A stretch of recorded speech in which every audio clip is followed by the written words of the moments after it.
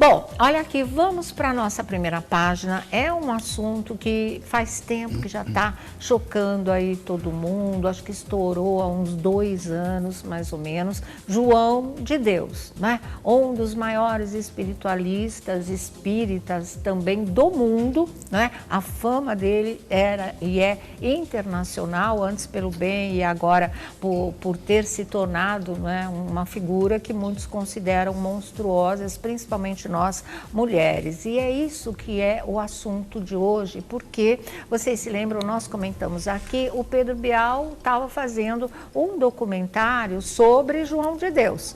E aí esse documentário começou a ir ao ar ontem pela Globoplay, estreou ontem, e a repercussão, gente, foi imensa, enorme, porque as pessoas até hoje se sentem chocadas de saber que durante décadas, mais ou menos 45 anos, ele abusou de centenas de mulheres que passaram lá por Abadiânia, não é? Tentando encontrar uma cura realmente para os seus problemas, fosse física, fosse espiritual, e ele abusava fisicamente dessas mulheres, abusava emocionalmente, não é? Tripudiava sobre a fé de todas elas em relação a esses poderes, não é? Que muitas pessoas podem ter, dom divino de curar, de amenizar o sofrimento, de ser uma luz na vida dessas pessoas. Ele se aproveitava disso e muitas saíram de lá mais traumatizadas ou sofrendo muito mais do que quando elas entravam. São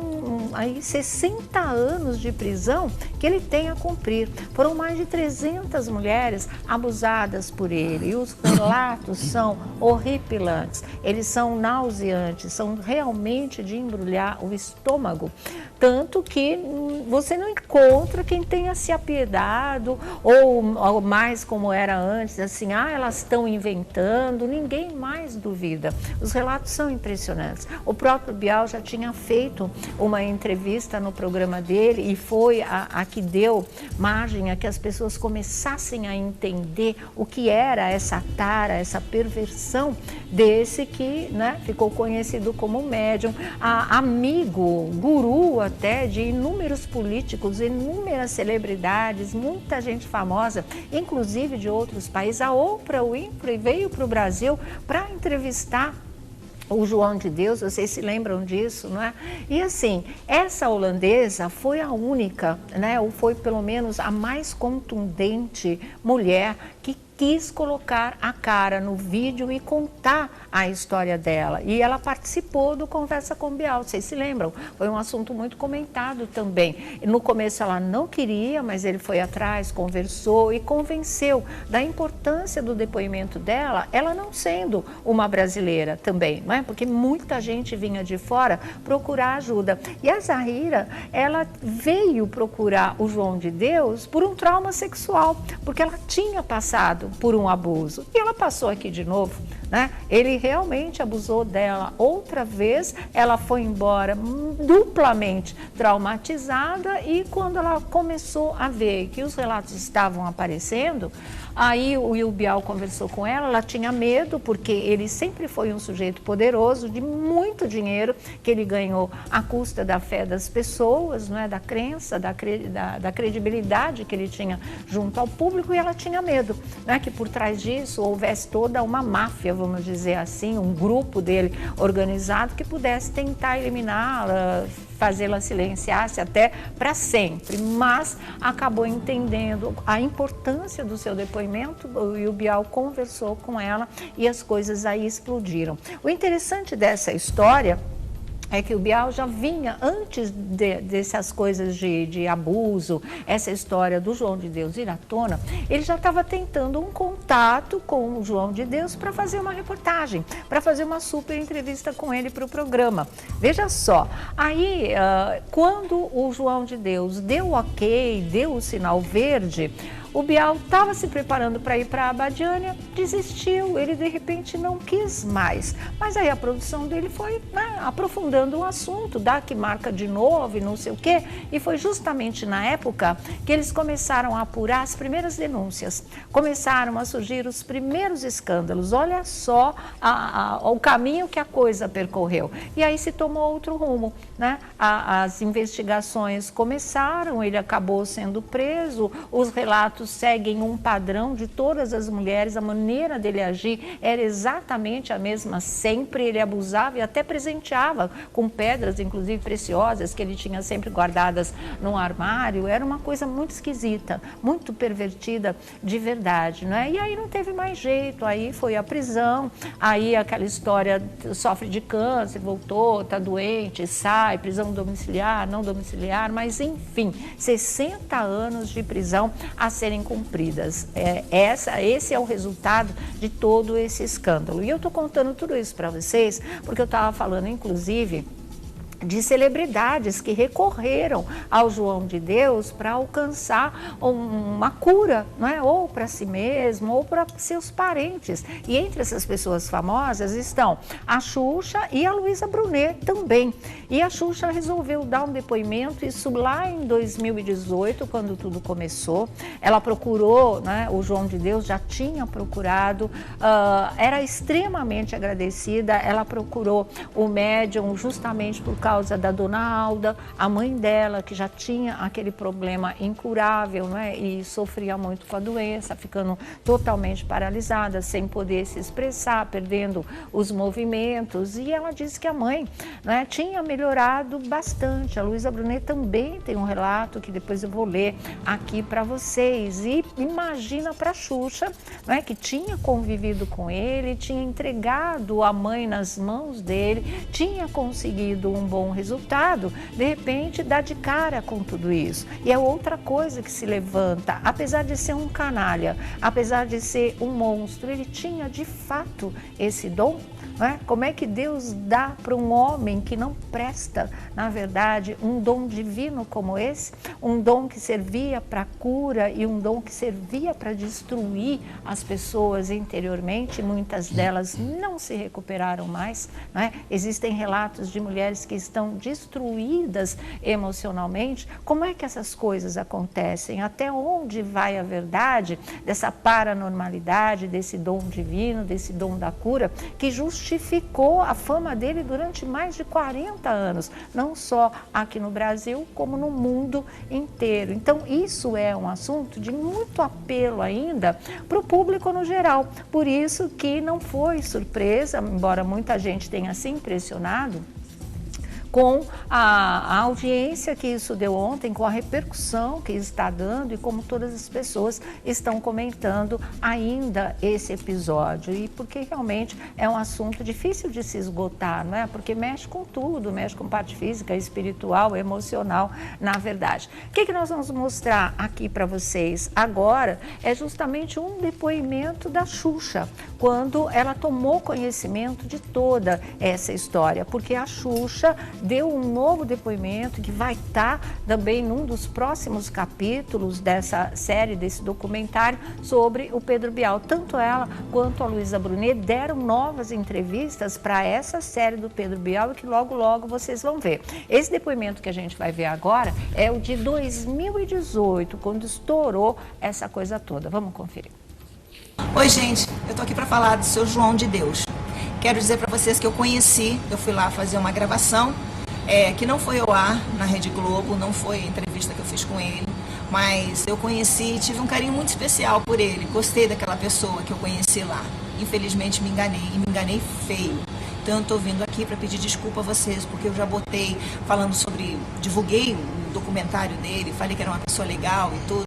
Me sinto na obrigação de dizer a todos vocês que eu estou até um pouco envergonhada com tudo isso. Falando em vergonha, queria também que vocês entendessem que essas pessoas não falaram no passado por vergonha, por medo, querendo esquecer tudo isso. Mas eu quero dizer para todas vocês, mulheres que passaram por isso, que eu estou com vocês, tá? Sinto muito, muito mesmo, muito de verdade.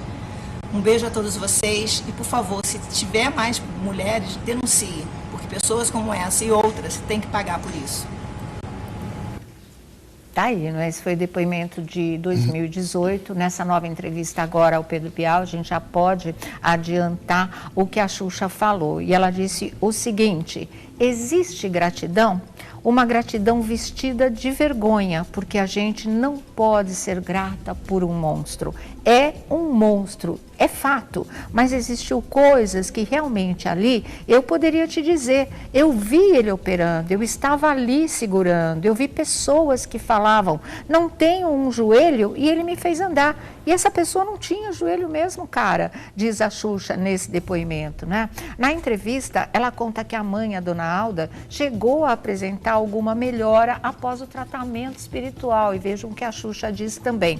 Quando ele a conheceu, ela estava no estágio 3. Ela morreu no estágio 5. Depois que ele fez as coisas, bem ou mal, ela ficou mais em pé. Depois ela parou de andar, parou de falar, parou de se mexer. Mas ele acompanhou esses piores estágios da doença. Qualquer alento, qualquer coisa que ele pudesse me oferecer para minha mãe, para mim era uau, né? Ela se surpreendia realmente. A apresentadora também fez uma justificativa do porquê as pessoas buscavam uma ajuda para além da medicina. E a Xuxa diz: se salva algum ente querido teu, se esse ente querido se sente melhor, o que você quer fazer para essa pessoa? Quer a minha calça? Toma. Quer a minha roupa? Toma. O que você quer meu? Assim era a reação das pessoas que tinham fé com ele, disse a Xuxa nessa entrevista ao Bial, e muitas outras coisas que depois vocês vão conferir também. E é isso, não é? E foi assim, na verdade, que ele acabou ficando milionário, extremamente poderoso. Márcia Pelvezan, vamos abrir essa discussão. Eu assisti, mesmo a gente sabendo dos casos de tudo, o trabalho que o Bial e a equipe dele, né?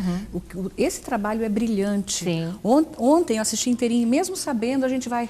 E um momento que me chamou muito a atenção, a gente já sabe disso, mas enfim, a hora que ele reúne vítimas ali, Sim.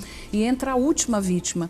E aí é perguntado para ela, desde quando, né? Quando você sofreu o primeiro abuso? Ela falou, que eu me lembre, aos 10 anos, tal, era meu pai. Aí virou uma das moças e falou assim: você é filha dele. Ela abraçou ela, você é filha dele.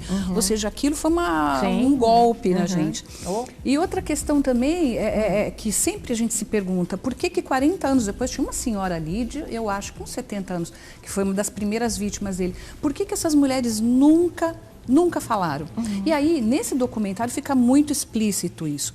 Tinha segurança, policial, tinha segurança na porta lá da tal salinha onde ele levava as mulheres. Ele é muito rico também, porque pelo que eu soube em bastidor, ele tem ele mexe com garimpos, com pedras. Então, ele é muito rico.